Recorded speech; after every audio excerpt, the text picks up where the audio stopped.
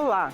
A discussão sobre o uso medicinal da cannabis, que é o princípio psicoativo da maconha, voltou também ao debate da proposta que criminaliza o usuário de drogas. Além disso, o STF ainda não concluiu o julgamento sobre a constitucionalidade da Lei de Drogas, que é de 2006. Ela estabelece que é crime adquirir, guardar ou transportar drogas para consumo pessoal. No Supremo, a controvérsia está em saber se o usuário causa de fato algum tipo de dano à sociedade ao consumir uma substância ilícita, para que tal ato possa ser enquadrado como crime. Na Câmara, uma comissão externa já avaliou uma proposta de descriminalização das drogas.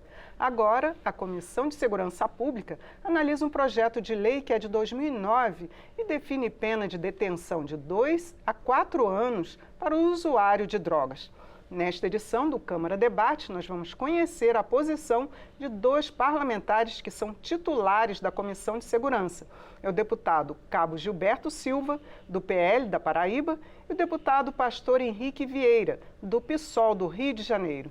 Deputado Cabo Gilberto, eu gostaria que o senhor avaliasse a demora do STF em definir sobre a inconstitucionalidade da Lei de Drogas. Boa noite ao pastor, satisfação imensa, obrigado a toda a Câmara de Deputados pelo espaço, boa noite em especial a todos vocês que estão nos assistindo.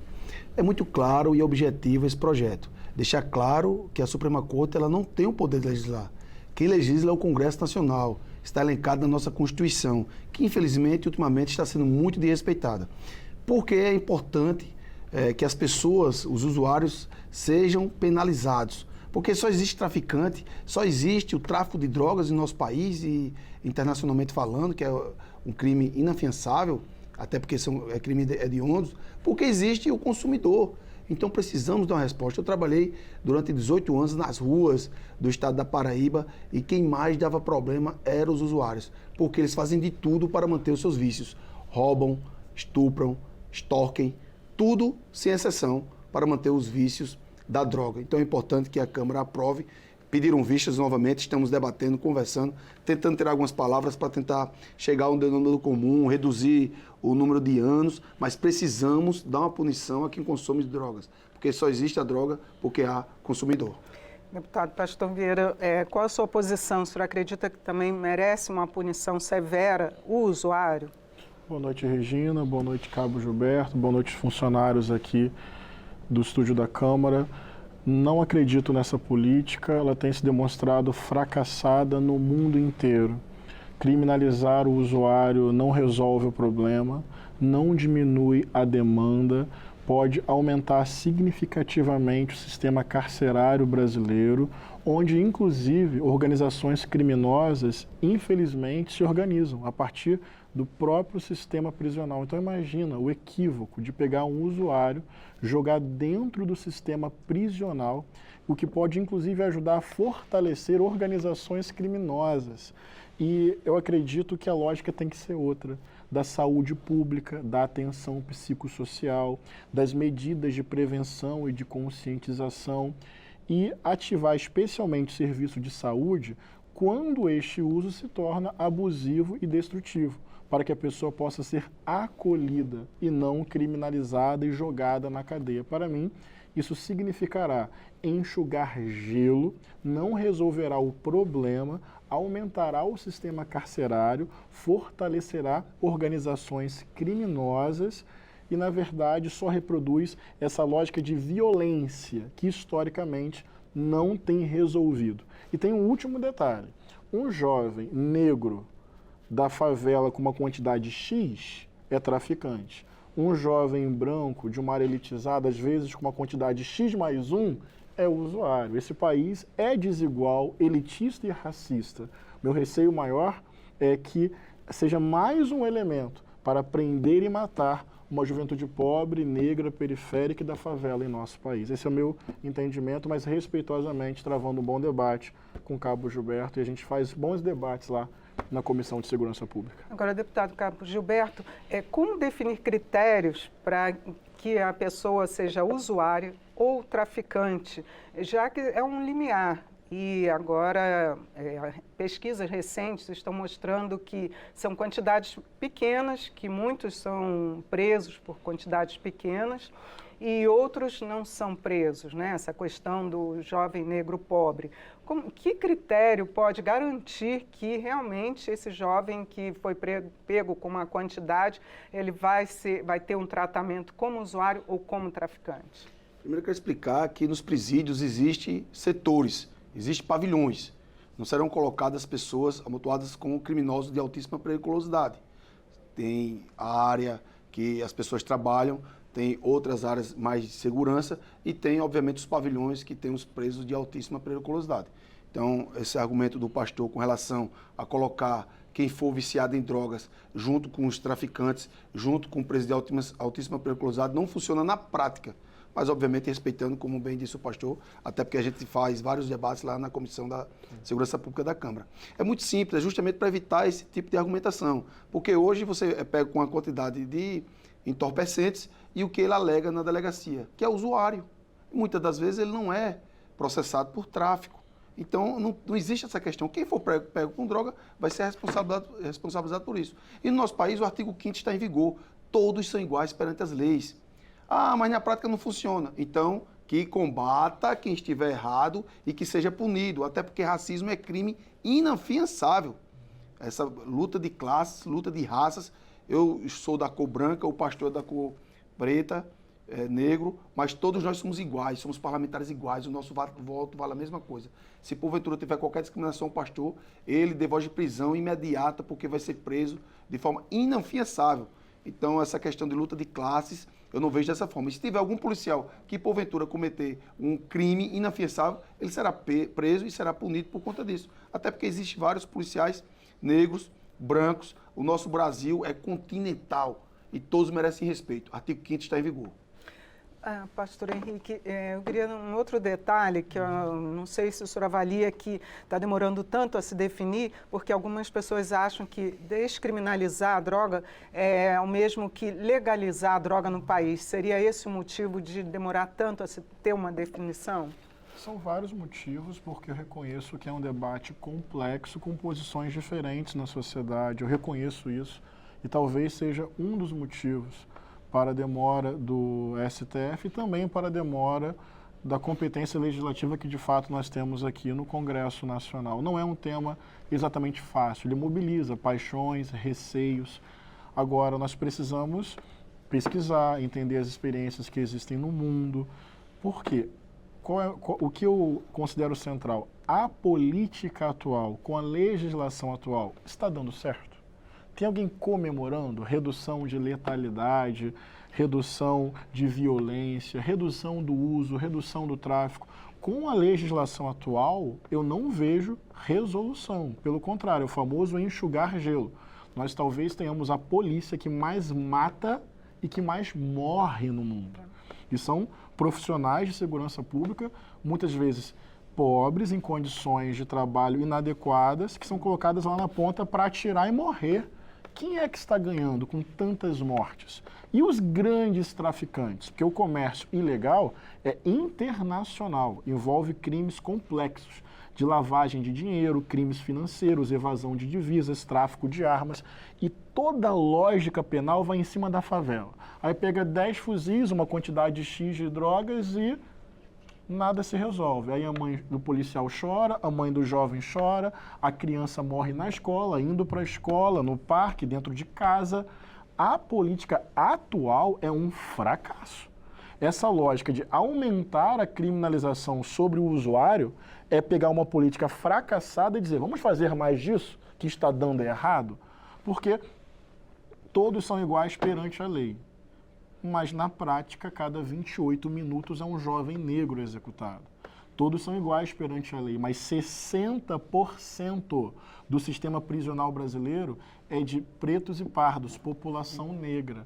Entre a lei e a realidade, infelizmente, tem uma diferença. Isso não tem nem a ver com a índole do policial, porque o racismo é uma questão cultural, estrutural. Não é porque o cara age de má fé.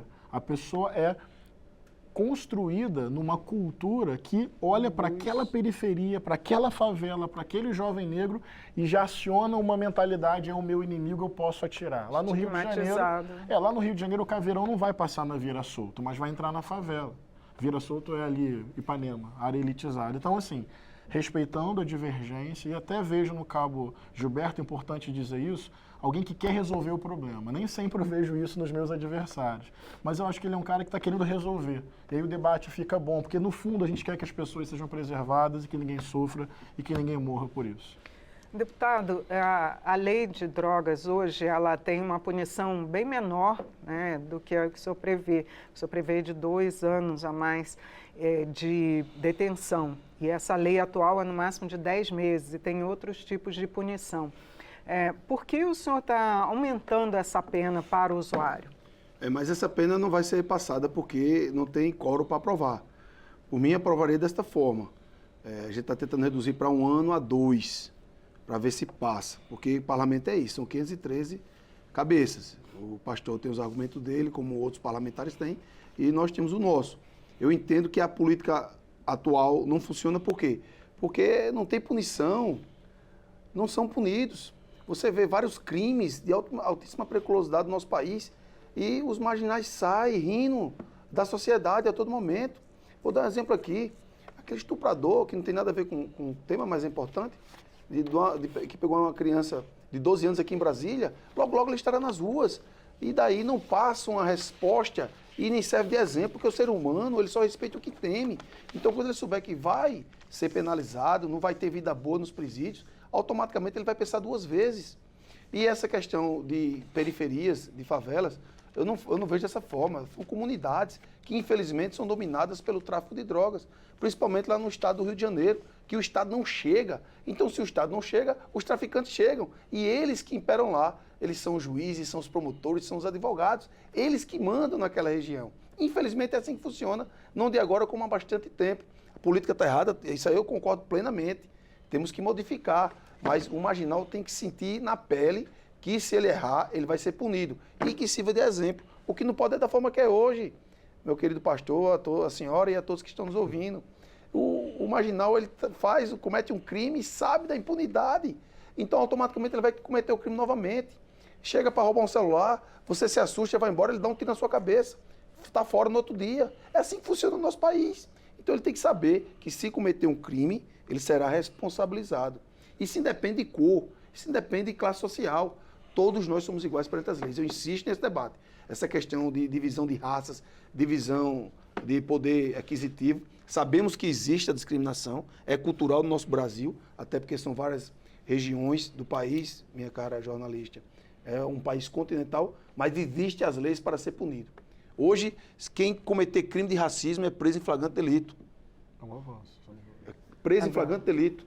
Isso é fato. Então, essa questão de divisão, eu não vejo dessa forma. Eu quero que o problema seja resolvido, como bem disse o senhor, que seja resolvido. Não da forma que está, obviamente. Isso aí nós concordamos. Agora, deputado Pastor Vieira, o senhor fala também numa política de saúde pública, já que os usuários, muitos deles que realmente não têm mais esse controle, acabam se tornando um problema de saúde pública. O nosso sistema também não está adequado para atender a eles. Que outra opção teria para haver realmente uma redução desse consumo e a redução desse grande problema que a gente vê nas ruas, as cracolândias proliferando? Minha opinião é que esse é o campo que a gente tem que atuar e aperfeiçoar para minimizar o problema. Primeiro, vou bancar um debate aqui, tem que fazer uma distinção entre o usuário e a pessoa que se viciou. Eu acho que isso é o que a realidade comprova. Nem todo usuário desenvolveu o vício, portanto, uma relação abusiva e destrutiva para si e para outros. Isso a ciência, a pesquisa, a psicologia, a psiquiatria, o acúmulo histórico sobre o tema entendem isso. Nem todo usuário torna-se alguém viciado.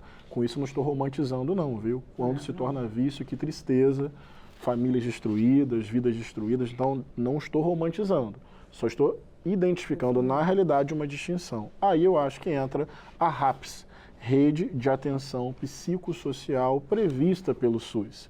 Se a gente financia, se a gente estrutura, se a gente amplia os CAPs, AD, Centros de Atenção Psicossocial, com a especialidade em álcool e outras drogas, as unidades de acolhimento, os atendimentos multissetoriais com psicólogos, com assistentes sociais, essa perspectiva de saúde pública, efetiva, com recursos, financiamento, estrutura, atendimento multissetorial, identificando as histórias, os problemas, propondo tratamentos, redução de danos. Eu acredito que junto com políticas urbanas de moradia, de habitação, de abrigo, de acolhimento, esta lógica não testada no Brasil ainda, me parece uma experiência. Depois a gente pode descobrir daqui a 20, 30 anos, um tempo de maturação dessa política. Ah, não deu certo. Ok, mas eu insisto, a prolongabilidade e a acentuação da política atual, que é basicamente criminalizar, não está resolvendo. Então, eu apostaria num caminho de atenção psicossocial, multissetorial, identificando os problemas e tratando como uma questão de saúde pública e não como uma questão penal e, consequentemente, prisional. Agora, deputado Cabo, o senhor não acha que seria mais interessante num projeto que ele aumentasse as penas para o traficante e não para o usuário? Temos projeto dessa natureza também para aumentar a pena para o traficante, mas não poderíamos esquecer o usuário. E nisso aí eu concordo com o pastor com relação aos investimentos sociais em cada setor. Nós aprendemos que tudo se resolve através de investimento na educação. Infelizmente, o nosso país está muito atrasado com relação a isso. Ontem teve uma aprovação com relação à escola em tempo integral, que eu acho fundamental. Quando eu era adolescente, criança lá no estado da Paraíba, tínhamos várias greves, os alunos mal estudavam por conta da política pública e atenção básica na educação, que não tem no nosso país, pastor. E independe de ser governo A ou B. Sim. O PT passou 16 anos no poder praticamente, e o que foi que avançou na questão das escolas, na questão da educação? Porque a educação resolve todos os problemas da sociedade. Basta observar os países desenvolvidos. A educação lá é prioridade. No Brasil é diferente. Por isso que as mudanças no nosso país é gradativamente muito lenta. Muito lenta. Então precisamos primeiro focar na educação. Mas isso iremos sentir esses efeitos, como o senhor falou, de tempo de maturação até 30 anos, que se chama médio e longo prazo. Mas a curto prazo a sociedade quer uma resposta do Estado. E a resposta que eu entendo é aumentando a pena para o ser humano que for utilizar droga saber que ele vai ser punido, não passar na mão na cabeça como o Estado faz hoje. Não tem punição para os marginais em nosso Brasil, infelizmente, é o que acontece. O senhor estava falando dos dependentes químicos e São Paulo está voltando a rever a questão da internação compulsória, que desde 2017 foi contestada na Justiça, né, e não foi adiante. Que opções, por exemplo, teria, de que forma que pode se organizar o Estado para que as pessoas que estão lá e que não teriam famílias, esses dependentes químicos que estão nessas cracolândias já não têm mais como saírem por si sós das drogas e o Estado não oferecer nenhum tipo de tratamento? Por isso que nós temos que investir na rede de atenção psicossocial. Ela inclui os CAPs, que são clínicas de atendimento, mas ajudam a resolver o problema, não resolvem efetivamente. Dentro da estrutura da RAPS tem as unidades de acolhimento, tem as residências terapêuticas. Aí você já começa a se aproximar dessa questão de retomar o vínculo, de pensar um endereço para que a pessoa possa morar com dignidade e ter atendimento psicossocial. Então, a partir dali, com endereço, com referência, com tratamento, com atendimento multissetorial humanizado, vai para a segunda página, que é emprego, que é renda, que é sociabilidade, que é cidadania. Então, veja, tem parâmetros previstos na lei da reforma psiquiátrica em diretrizes do SUS. Mas o que falta é estruturar a política, financiar a política, fazer essa experiência na prática e no tempo de maturação ver os resultados. Então, me parece que a experiência da reforma psiquiátrica, os parâmetros legais e as diretrizes do SUS precisam ser experimentadas na prática. Sobre punição, eu tenho uma visão diferente. Você pega a década de 90, o Brasil tinha cerca de 90 mil pessoas presas. 2020, óbvio que tem a questão populacional, mas já passou de 600 mil. É um crescimento impressionante. Insisto, População carcerária. não estamos comemorando. A evolução do sistema carcerário não está significando redução do uso, do abuso, do vício, da letalidade, da violência. Então, eu tenho uma percepção diferente, assim, de que não é exatamente prometendo punição que você resolve o problema. Vou pegar um exemplo. Cigarro faz mal à saúde, câncer de pulmão, todo mundo sabe que é uma tragédia para o corpo humano. Será que a melhor forma de evitar o adoecimento das pessoas é transformar amanhã o cigarro em uma droga ilícita e o usuário em criminoso? Eu acho que vai continuar morrendo gente de câncer, de pulmão, outras doenças, e vai morrer mais gente de fuzil, de tiro. O policial, o usuário e o traficante. Então, essa lógica de acionar o botão punir como resposta imediata para problemas complexos, eu acho que não está dando certo. Então, prevenção, conscientização, até a coisa do cigarro, tem diminuído muito o uso por meio de educação, desestímulo fiscal e comunicação, propaganda. As pessoas estão usando menos. Então, acho que tem caminhos para a gente proteger mais a sociedade e as pessoas. Esse é o meu entendimento. Deputada, eu queria falar agora da tramitação do projeto. Como o senhor avalia, já que o próprio STF não está definindo isso, a votação que já há tantos anos que passa por lá e não define, e aqui na Câmara também, qual a sua expectativa? O senhor acha que seu projeto caminha aqui na Câmara? Podia falar um pouquinho do seu relatório? Primeiro, deixar claro à população brasileira que o STF está exorbitando a sua competência. Ele foi acionado para isso, né? Mas ele não pode legislar. O STF não pode legislar, isso é claro. Legislação é por parte do Congresso Nacional. Está lá na Constituição Federal, feita em 88. O pastor há de concordar comigo isso aí. O STF hoje está querendo legislar sobre aborto, querendo legislar sobre questão de droga, quer legislar sobre tudo. Inclusive legislou agora no processo eleitoral que não podia. E são fatos, aqui não são narrativas. Então daí é importante deixar claro isso, que o STF está se intrometendo na missão do Congresso Nacional, do Poder Executivo. Isso é ruim para a democracia. Isso é péssimo. Então o nosso projeto não teve quórum para ser aprovado na última sessão. O presidente vai colocar na próxima. Alguns deputados solicitaram que reduzisse a pena, assim foi feito. A gente está trabalhando para que haja aprovação lá na comissão e que fique pronto para ir ao Senado, ao Congresso, à Câmara dos Deputados, o plenário, já que passou pelas demais comissões, inclusive pela CCJ. Eu espero que ele seja aprovado. Eu entendo os argumentos do pastor, mas na década de 90 a população era menor. E quando você não dá uma punição adequada, o cidadão se acha no direito de cometer delitos. E daí aumenta a população carcerária. São fatos. Então é simples. Errou, tem que pagar, para servir de exemplo. Assim funciona, no meu entendimento. E o senhor acha, por fim, que a Câmara vai aprovar esse projeto? É um projeto delicado e complexo, vai sofrer resistência, nós vamos trabalhar para que não seja aprovado. Já está sofrendo. Porque não achamos que seja um bom caminho.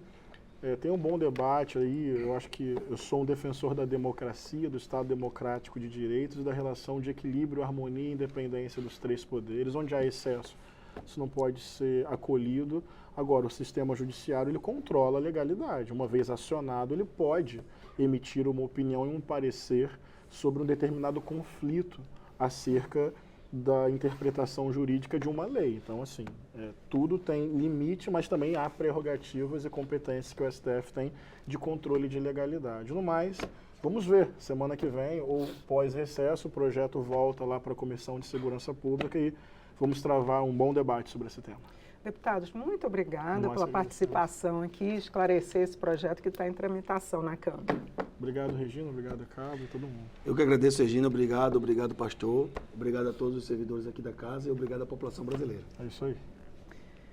Você acompanhou comigo o Câmara Debate. Nós conversamos sobre a penalização para os usuários de drogas. Foi com 2 parlamentares que são titulares da Comissão de Segurança Pública. São os deputados Cabo Gilberto Silva, do PL da Paraíba, e pastor Henrique Vieira, do PSOL do Rio de Janeiro. Você pode rever esse e outros programas no canal da Câmara no YouTube. Siga também nossas redes sociais, Instagram, Twitter, TikTok e Facebook. Eu sou Regina Assunção. Agradeço a sua audiência. Até a próxima.